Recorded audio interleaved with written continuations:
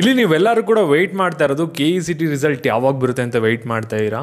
ಮತ್ತು ಕೆಲವರು ವೆಯ್ಟ್ ಮಾಡ್ತಾ ಇರೋದು PUC ಸೆಕೆಂಡ್ ಎಕ್ಸಾಮ್ ರಿಸಲ್ಟ್ ಯಾವಾಗ ಬರುತ್ತೆ ಅಂತ ವೆಯ್ಟ್ ಮಾಡ್ತಾ ಇದ್ದೀರಾ. ಇದ್ರ ಬಗ್ಗೆ ಒಂದು ಅಫಿಷಿಯಲ್ ಆಗಿ ಒಂದು ಅಪ್ಡೇಟ್ ಬಂದಿದೆ ಒಂದು ನ್ಯೂಸ್ ಪೇಪರ್ ಆರ್ಟಿಕಲಲ್ಲಿ, ಅದ್ರ ಬಗ್ಗೆ ನೋಡೋಣ.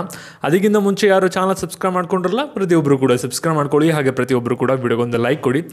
ಇದೇ ರೀತಿ ಕಂಟಿನ್ಯೂಸ್ ಆಗಿ ನಿಮ್ಮ ಕೌನ್ಸಿಲಿಂಗ್ ಮುಗಿಯೋವರೆಗೂ ಕೂಡ ಬ್ಯಾಕ್ ಟು ಬ್ಯಾಕ್ ಎಲ್ಲ ಥರದ ಅಪ್ಡೇಟ್ಸ್ನ ಪಡ್ಕೊಳ್ಳಿ. ಇವಾಗ ನಾವು ಡೈರೆಕ್ಟಾಗಿ ವಿಡಿಯೋ ಬಗ್ಗೆ ಬರೋಣ. ಇಲ್ಲಿ ನೀವು ಸಾಕಷ್ಟು ಜನ ಒಂದು ಲೋನ್ ಬಗ್ಗೆ ಕೇಳಿದರೆ, ಎಜುಕೇಷನ್ ಲೋನ್ನ ಯಾವ ರೀತಿ ತೊಗೊಳ್ಳೋದು ಅಂತ ಸಾಕಷ್ಟು ಕಮೆಂಟ್ಸ್ ಪ್ರಿವಿಯಸ್ ವಿಡಿಯೋದಲ್ಲಿ ಬಂದಿದೆ.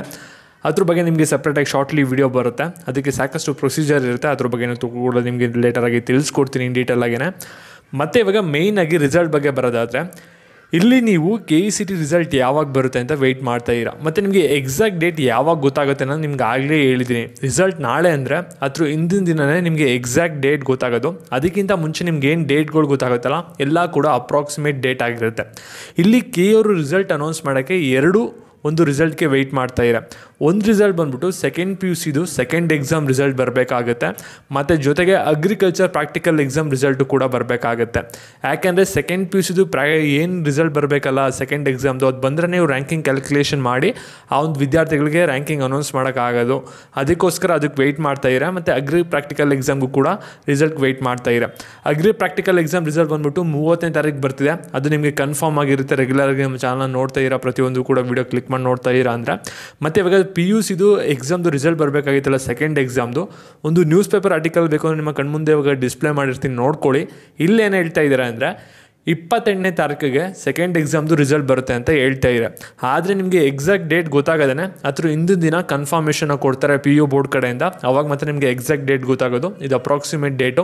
ಅಫಿಷಿಯಲ್ಸ್ ಏನೋ ಅವ್ರ ಸೋರ್ಸ್ ಕಡೆಯಿಂದ ಬಂದಿರುತ್ತಲ್ಲ ಇನ್ಫಾರ್ಮೇಷನ್, ಇವಾಗ ನ್ಯೂಸ್ ಪೇಪರ್ ಆರ್ಟಿಕಲಲ್ಲಿ ಇಲ್ಲಿ ಡಿಸ್ಪ್ಲೇ ಮಾಡಿದರೆ 28ನೇ ತಾರೀಕು ಬಂದುಬಿಟ್ಟು ಸೆಕೆಂಡ್ PUCದು ಸೆಕೆಂಡ್ ಎಕ್ಸಾಮ್ ರಿಸಲ್ಟ್ ಬರ್ತದೆ. ಮತ್ತು ಮೇಯ್ನಾಗಿ KECT ರಿಸಲ್ಟ್ ಯಾವಾಗ ಬರುತ್ತೆ ಅಂತ ವೆಯ್ಟ್ ಮಾಡ್ತಾ ಇರೋ.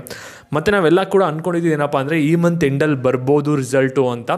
ಆದರೆ ಇವಾಗ ಬಂದಿರೋವಂಥ ಇನ್ಫಾರ್ಮೇಷನ್ ಪ್ರಕಾರ ಏನು ಹೇಳ್ತಾ ಇರೋ ಅಂದರೆ, ಇವಾಗ KECT ರಿಸಲ್ಟ್ ಬಂದ್ಬಿಟ್ಟು ಈ ಮಂತ್ ಎಂಡಲ್ಲಿ ಬರೋದು ಸ್ವಲ್ಪ ಡೌಟ್ ಇದೆ.